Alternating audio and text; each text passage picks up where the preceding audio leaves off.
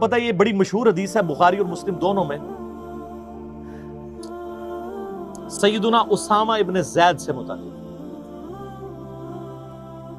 ایک جنگ کے دوران کافر سے مڑ بھیڑ کے دوران جب وہ کافر ان کی تلوار کے نیچے آیا تو اس نے کلمہ پڑھ دیا، لیکن انہوں نے پھر بھی اسے قتل کر دیا۔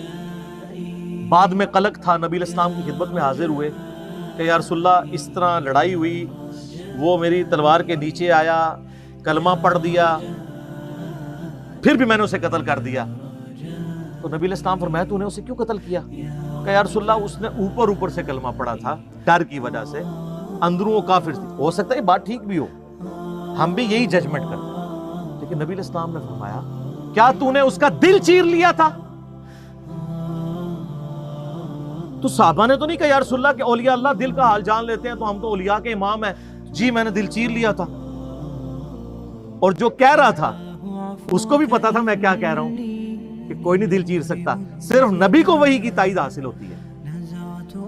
پھر آپ نے فرمایا اسامہ تو کیا کرے گا جب قیامت والے دن وہ کلمہ پڑھتا ہوا اللہ کے حضور تیرے خلاف مقدمہ قائم کرے گا؟ اسامہ تو کیا کرے گا؟ اسامہ تو کیا کرے گا؟ اسامہ تو کیا کرے گا؟ نبی علیہ السلام یہ الفاظ ریپیٹ کرتے رہے۔ سیدنا اسامہ کہتے ہیں میری خواہش ہوئی کاش آج سے پہلے میں کافر ہوتا اور آج کلمہ پڑھ کے مسلمان ہوا ہوتا، کم از کم میرا یہ گناہ تو دھل جاتا۔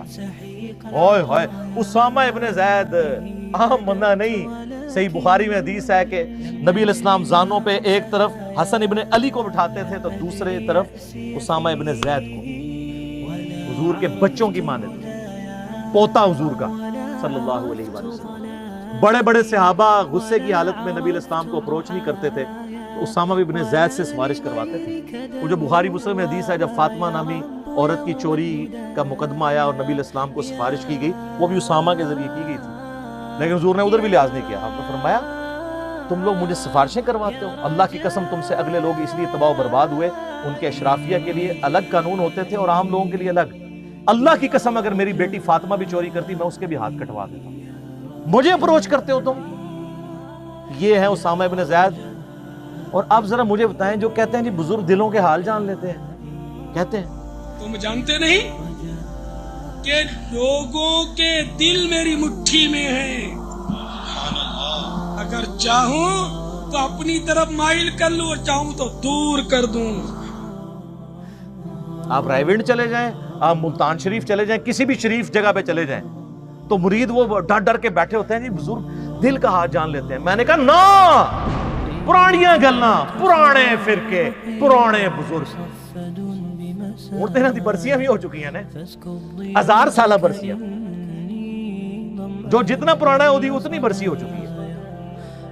میں یہ چیلنج کرتا ہوں، میں اپنی میکینیکل انجینئرنگ میں سے مشین ڈیزائن کا یا اسٹرینتھ آف مٹیریل کا ایک فارمولا میکینکس آف مٹیریلز کا لکھ کے دیتا ہوں کاغذ کے اوپر، کوئی دنیا کا بزرگ مجھے دیکھ کے پڑھ کے بتا سکتا۔ ہاں اگر وقت کا پیغمبر ہو وہ پڑھ کے بتا سکتا ہے، کیونکہ اسے وحی کی تائید حاصل ہوگی۔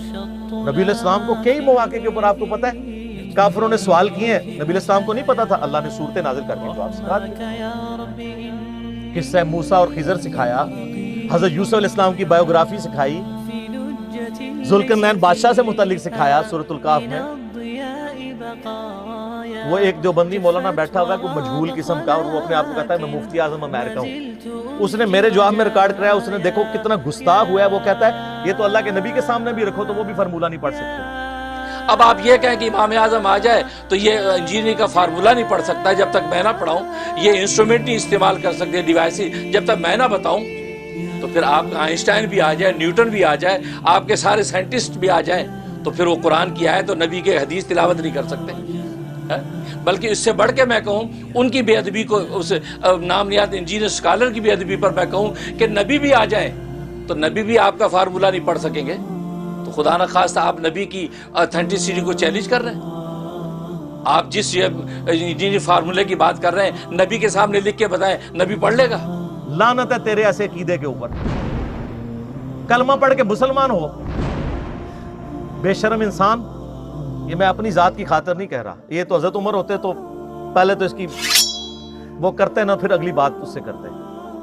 نبی علیہ السلام کو تو اپنے بابے بچانے کے لیے یوز کر رہا ہے، وہ امام حنیفہ رحمہ اللہ کا وہ گناہ دھلنے والے واقعے کو ڈیفینڈ کرتے ہوئے یہ کہہ رہا تھا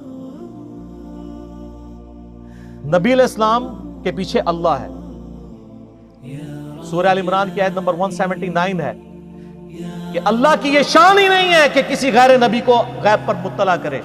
وہ اپنے پیغمبروں کو غیب کے اوپر اطلاع دیتا ہے اور تمہارا کام ہے اللہ اور اس کے پیغمبروں پہ ایمان لاؤ. بس اس حد کو کراس مت کرو.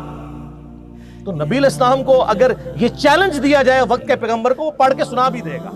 اس کو اللہ آنے واحد میں سب کچھ سکھا دے گا. بابوں کو اس لیے میں چیلنج کر رہا ہوں کہ تمہارا تو کہنا ہے کہ ہمارا اللہ سے تعلق ہے، اللہ کو تو آتی ہے نا انجیل نہیں، پڑھ کے بتاؤ. تم کہتے ہو ہم دلوں کے حال جانتے ہیں، ہمیں کشف القبور ہوتا ہے. وہ بھی کہانیاں. صحیح مسلم میں حدیث ہے، بخاری میں بھی اس کا کچھ حصہ ہے. ایک مدعم نامی غلام تھا نبی علیہ السلام کا، خیبر کے موقع پر نامعلوم تیر لگا، وہ شہید ہو گیا. صحابہ نے کہا سیدھا جنتی ہے. آپ نے تم جنتی کہہ رہے ہو، اس نے تو مال غنیمت کی ایک چادر چرائی تھی جو آگ کی پہنا دی گئی ہے اس کے اوپر، میں دیکھ رہا ہوں. تو صحابہ کرام فوراً گھروں کو لوٹے. اگر کسی نے کوئی رسی کا ایک ٹکڑا بھی یہ سمجھ کے اٹھایا تھا نا اس کی تو خیر ہے، وہ بھی لا کے مال غنیمت میں جمع کروایا کہ یہ سر وہ لوگ سمعنا واطعنا تھے، سننے والے اور ماننے والے. تو صحابہ کرام کو تو سامنے میت کے اوپر آگ کی جو چادر نظر نہیں آئی ہے. بخاری مسلم میں حدیث ہے نبی علیہ السلام گزر رہے تھے، آپ رک گئے، آپ کا خچر بدک گیا کیونکہ آپ علیہ السلام اس پہ بیٹھے ہوئے تھے. اس کی برکت سے اللہ نے اس کو بھی دکھا دیا. ویسے بخاری مسلم میں حدیث ہے کہ یہ ایک مناظر جو ہے وہ جنوں انس کے علاوہ ساری مخلوقات دیکھتی ہیں. آپ فرمائیں دو قبر والوں کو عذاب ہو رہا ہے، ایک پیشاب کے چھینٹوں سے نہیں بچتا تھا، دوسرا چغلی کھاتا. پھر آپ نے ایک ٹہنی توڑ کے اس کے دو حصے کر کے لگایا. فرمایا جب تک یہ ہری رہیں گی ان کے عذاب میں تخفیف ہوتی رہے گی نبی علیہ السلام کی مبارک ہاتھوں کی برکت سے. تو صحابہ کرام کو تو ذابے کا نظر نہیں آیا. کہانیاں دل کا حال جان لیتے ہیں. سر اب زمانہ بدل چکا ہے، اب ہر طرف صدا ہے کیا کہ نہ میں وابی نہ میں بابی، میں ہوں مسلم. علمی کتابی، یہ علمی کتابی بات ہے.